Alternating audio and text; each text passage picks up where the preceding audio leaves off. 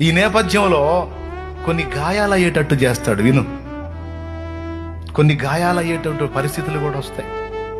నువ్వేమో ప్రేమ చూపిస్తావు, అవతల వాళ్ళు ఏమో కాటేస్తారు. ఇది జరిగేది. నువ్వేమో దేవుని ప్రేమ చూపిస్తావు, అవతల వాళ్ళు ఏమో నిన్ను వైనం చేస్తారు. నువ్వేమో దేవుని ప్రేమ చూపిస్తావు, అవతల వాళ్ళు నీ మీద వెళ్ళి విషం కక్కుతూ ఉంటారు, దుష్ప్రచారాలు చేస్తూ ఉంటారు.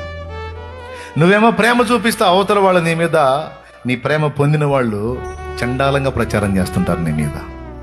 అది నీ చెవులకు వచ్చినప్పుడు గుండె గాయమైపోయింది.